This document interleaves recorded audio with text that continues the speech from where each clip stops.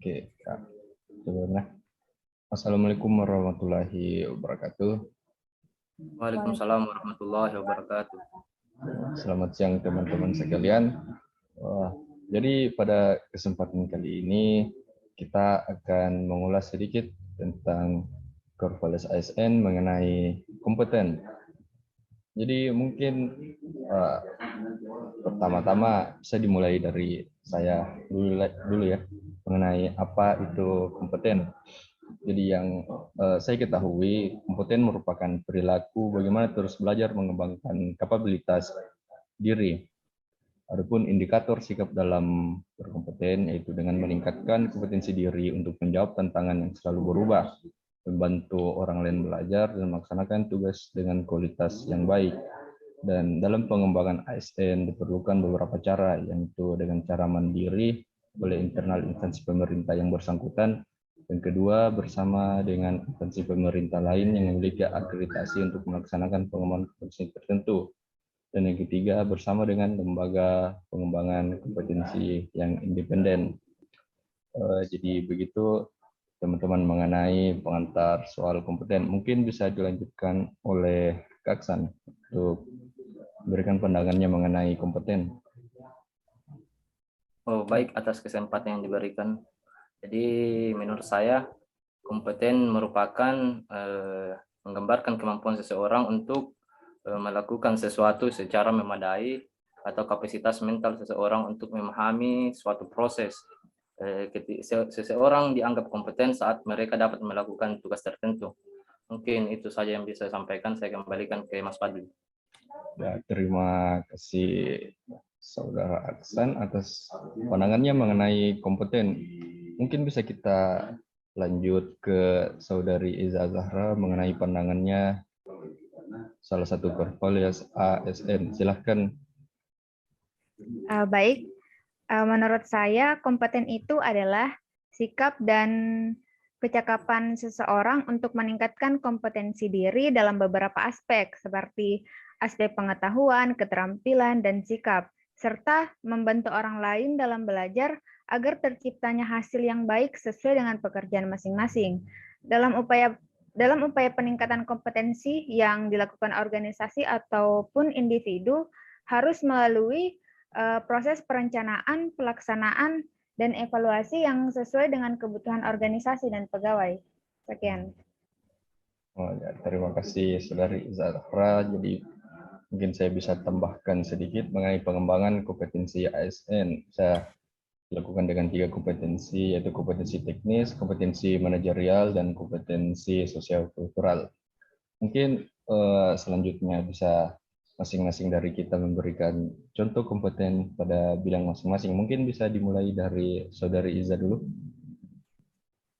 Baik, kalau menurut saya salah satu penerapan kompeten di kantor itu dengan membantu orang lain. Jadi di sini kita membantu orang lain atau rekan kerja kita yang lagi kesusahan dalam melaksanakan tugasnya, dibantu untuk belajar dan paham tentang apa yang tidak diketahui sebelumnya. Nah, dengan begitu akan terciptanya hasil tugas yang baik dan berkualitas. Begitu.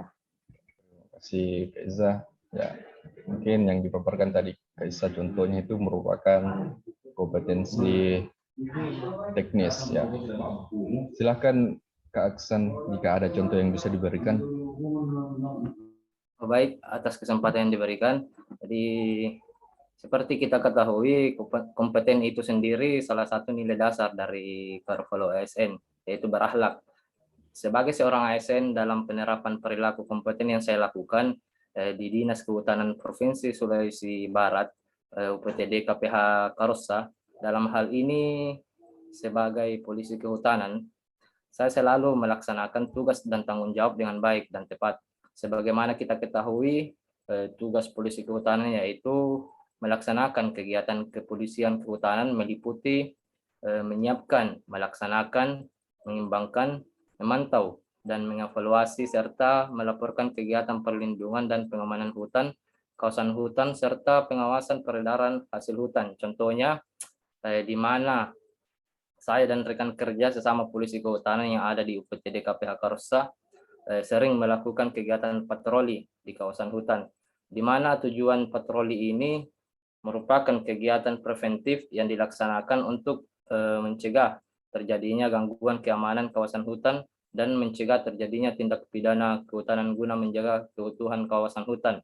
Contoh lain juga dengan cara untuk meningkatkan kompetensi kita sebagai polisi kehutanan, yaitu mengikuti pelatihan dasar tentang kehutanan. Itu mungkin sekian, saya kembalikan lagi ke Mas Fadli. Ya, terima kasih Kak Aksan. Mungkin saya juga akan memberikan salah satu contoh di bidang saya, dan kebetulan bidang saya sesuai juga dengan Kak Aksan. Tapi Kak Aksan tadi memberikan contoh dari kompetensi teknis. Selanjutnya sebagai polisi kehutanan juga saya akan memberikan contoh di bidang kompetensi sosiokultural. Jadi saya sebagai polisi kehutanan seringkali dihadapkan konflik-konflik masyarakat yang ada pada kawasan hutan. Jadi sebagai pemberdayaan masyarakat di bidang kawasan hutan, sudah tugas kami sebagai polisi kehutanan untuk menyelesaikan konflik yang ada di dalam kawasan hutan. Jadi ya begitu teman-teman. Sekian dari ulasan Korvales ASN mengenai kompeten. Saya Muhammad Fadli Nur Alim bersama saudari Iza Zahra dan Muhammad Aksan pamit. Assalamualaikum warahmatullahi wabarakatuh. Waalaikumsalam warahmatullahi wabarakatuh.